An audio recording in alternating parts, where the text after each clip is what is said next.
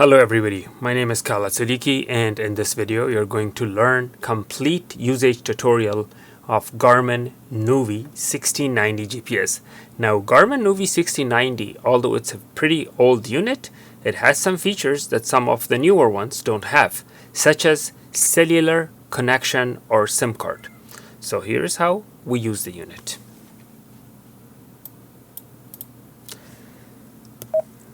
The first thing you do is to see if you have an active SIM or inactive SIM. You can look at the signal right here. When you see the cross, that means there is no cellular signal, so means the SIM card hasn't been activated and needs to be activated. In order to activate the SIM card, you will need to give the AT&T cellular provider the SIM card IMEI number and all the other information that they will need. How do you get that information? You click and hold here. Click and hold, don't let go. And this is all the information the AT&T store need, including IMEI number, in order to activate your SIM card. Now, in order to find out if the correct SIM size is available, you can open it up. I have a separate video that shows how to take this apart and change the SIM. You can check that video. This shows no satellite signal, obviously, because I'm indoors, so I don't have satellite signals. Before you use this, let's go to settings and teach you how to customize the GPS based on your specific needs. Go to tools and then go to settings, and settings go to system, and systems.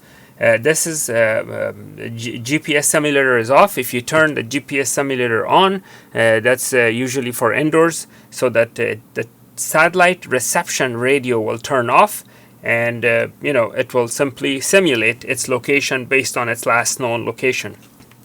And usually the GPS simulation kicks in automatically when you enter a tunnel. When you're doing during your navigation, once you enter a tunnel, obviously inside the tunnel there is no satellite signal. So the GPS will assume its location inside the tunnel based on the entrance speed to the tunnel. So that's a very incorrect assumption, because if inside the tunnel there is backup, or if the speed limit is lower, or if you slow down, the GPS will assume that you're about to come out of the other end of the tunnel while you're in reality stuck inside. So usage mode is currently automatic or automobile, but you can change this to any type of a vehicle: pedestrian, bicycle, and so on. If you choose pedestrian, the unit will not give you negative navigation directions to places where pedestrians are not allowed. So it will simply give you navigation directions on the streets where footpaths are available. It will not send you to the highways and freeways and places that pedestrian cannot go. Same with a bicycle. So you have to choose the correct navigation. Based on that, the unit will give you navigation. The unit of measurements is mile, but if you travel to Europe, you have to change it to kilometers. Even in Europe, United Kingdom is still miles, but all the other countries are kilometers. This is your keyboard layout. If you choose QWERTY, that means that it's exactly the same, that your keyboard is exactly the same as your computer keyboard. But if you don't want it to be like that, you could choose ABCD. In that case, the keyboard layout will be ABCDEFGHIJKL, whereas to QWERTY is exactly in this fashion. Okay, so QWERTY is more common, and it's people are more familiar with it than compared to the other one. Now we go to, this was system, by the way, that was the system setting. Now we go to navigation. In navigation, faster time is recommended. It will take you to through freeways, even if it's a longer distance, but you will save time because it will take you from the fastest route. So this is your navigation route preferences, but you could change it to shorter distance. If you change it to shorter distance, you might be facing a lot of stop signs and red light, but the distance itself is shorter. This is not a very efficient way of driving or traveling, but it may be efficient if you're renting a vehicle or a truck that you're being charged based on the miles that you drive the unit, the vehicle. In this case, shorter distance will come in handy, because if you go from the fastest time, it could take you through a freeway, which will put more mileage on that rental vehicle. Less fuel is a no-brainer. If you choose this option, it will take you from the routes that are more flat, and the route doesn't go to higher and lower elevation, and it will save you fuel. And if you choose off-road, it will try to take you from off-road. Unless there are no off-roads available, then it will take you from the regular roads. This is good if you're driving a dirt bike or any other off-road vehicle. Okay? Now, this is avoidance. Route preferences and avoidance are two different animals. In avoidance, these are whatever is checked, that's what is being avoided. So U-turns are being avoided right now. It will not take you through a route in which U-turns are required. Why would you do that? You would do that if you're driving an 18-wheeler semi-truck, because you can't make a U-turn. What if you're driving a big bus? You can't make a U-turn. So you have to check that. If you're driving a bicycle, you have to check this, avoid highways. If you're driving alone without a partner, you have to check, no, that's a carpool lane. This is, never mind that, that's this. That's carpool lane if you're driving alone. This is toll roads. So basically you avoid toll roads if you don't want to pay. This is avoiding traffic. This is avoiding ferries. This is avoiding carpool lanes if you're driving alone. And this is avoiding unpaved roads. This is avoiding unpaved roads. The other one was preference was unpaved roads. So remember that. This is for people whose vehicle is unable to go through unpaved roads, such as a lowrider vehicle. So that was avoidance. The restore brings the factory default. We go back and we go to display. Current display is night mode. If you do daytime, it will be all like that. If you go night mode, it goes like that. And if you go automatic, it will be automatically switching back and forth based on the ambient light or based on the sunset information of the region in which you're driving. And screenshot is disabled. If you enable screenshot, there will be a picture of a little camera, and from that little camera, which is this, you can click and it will take the picture of that screen like that. So basically it will take a picture. So I'm going to disable that, but it comes in handy if you want to memorize the map of an area that you have been to. Okay, so that was display. Time, you have to choose 12-hour, or if you want military, 24-hour or UTC. And current time is this. You could change the time or leave it to automatic. It will adjust the time automatically based on the satellite reception or its location. And language, anything with a name, for example American English Jill or American English Jack, anything that has a name, it's a TTS. TTS means text to speech. It will pronounce or speak the street names. Instead of telling you turn right, it will say turn right on Broadway, or turn right on 2nd Street, or turn right on Arrow Drive, or any other street name. Okay, so it's good to choose this. The only thing is that this option isn't available in every language. In some languages you only have turn right. It doesn't have a TTS for that language. If you are missing some languages and you need to download it, you can hook up the GPS to your computer and go to Garmin Web Updater, and you can get the missing, or Garmin Express. Garmin Express is a little confusing because it asks for too many questions and it will ask you to register the Garmin under your name. But with Garmin Web Updater, you don't have to register it. You just get it, Let me change that back to Jack. There you go. Okay, so keyboard is American English. Now this has to be the language you speak, and text language is the language of these buttons. For example, cancel is an English word, OK is an English word. Text language is also an English word. So this is American English. If you choose a different language, if you choose like Dansk or Afrikaans, then these will change to that language. So it's not good to do that. You have to change it to keep this in the language that you speak. That's the language you want to keep it. But the keyboard language is not up to you. It doesn't matter what language you speak. You have to choose the keyboard language for the country in which you're driving. If you're driving in an English speaking country, you choose American English. But if you're driving in a country where all the street names, or let's say in Dutch, or in Czechoslovakian, or in Finnish, from Finland, then or in German language or in Greek, then you have to choose that language in order to type the names of those streets with that keyboard. So it's important to choose the keyboard language based on where you're driving. Okay. All right, that was language. Map. This is map view is normal, and if you could choose most, you could choose least. If you choose most, it will show small streets and alleys. If you choose normal, it will not show the small streets and alleys. If you choose least, it will only show major roads and highways, not even the streets. So I like the most. Why not? Okay. And map view is 3D. 3D is much better because it gives you a three-dimensional view. If you choose track up, it gives you a two-dimensional view. If you choose north up, it will show you north up. The north up is the worst option because if you choose north up and you're going south, the vehicle will be moving this way on the screen, this way. And then what happens if you make a right turn? You'll be making a right turn, but the vehicle will go this way because it's upside down.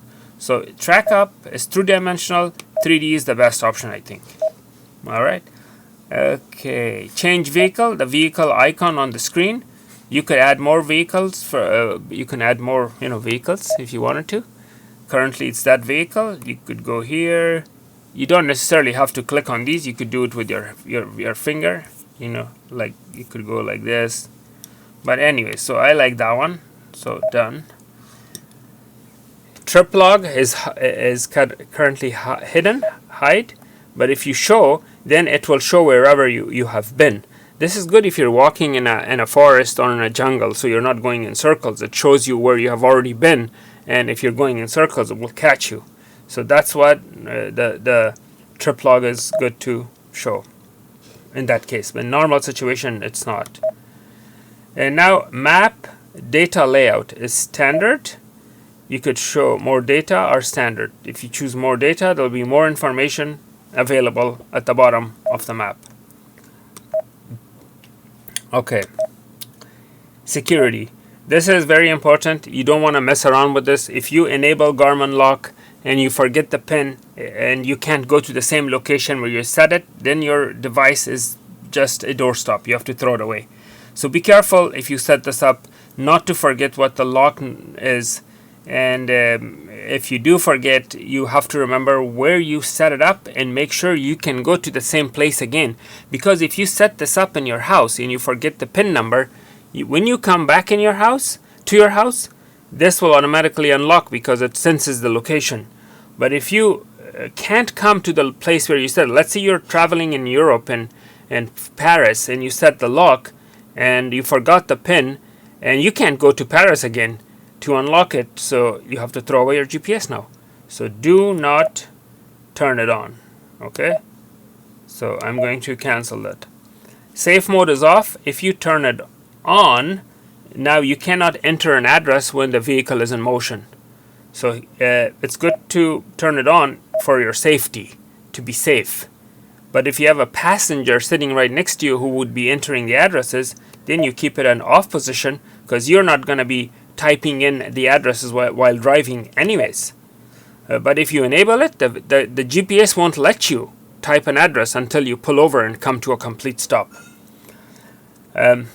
Position reporting is on. You could turn it off.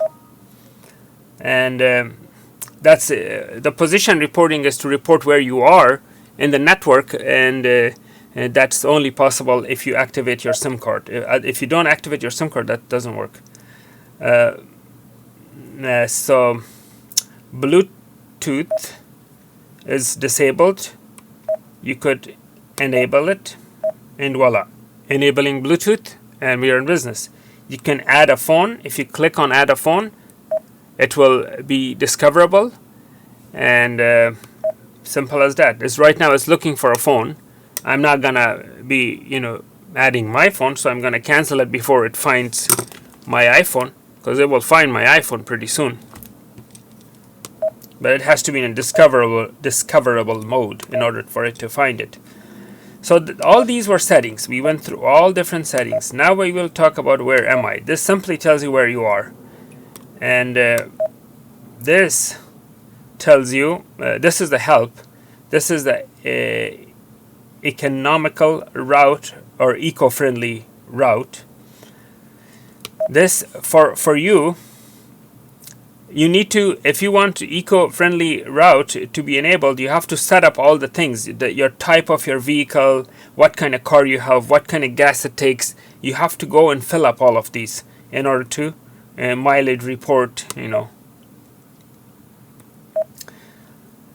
voice update available, this available. These are all the different things that are available. Flight information, you have to have the SIM enabled in order to get the flight information.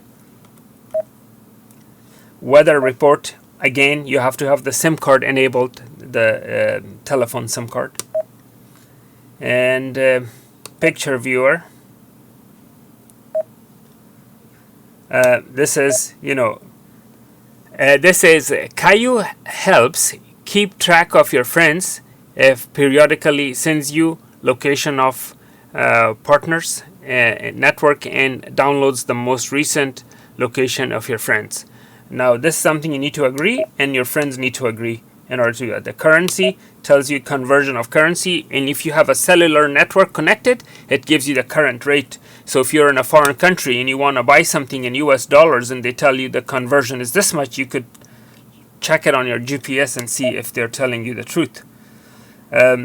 World clock tells you the time in different regions of the world. Intercity, let's put Paris. What time is it in Paris? Paris. Oh, there are so many Parises. I didn't know that. I should have said Paris, France. Oh my God, there's so many Parises. So anyways, so let's say Paris in Wisconsin. This is the time. All right, that's world time. These are your routes. You have to create a route. This is like if you're going on a trip, you create a route and you're planning ahead and you make a new route that I'm gonna go here and then stop here and then stop there, that kind of stuff. Calculator, it's a no-brainer. Unit converter, this is if you're going to a place where they have different unit of measurement such as metric, or you'd want to know how many feet.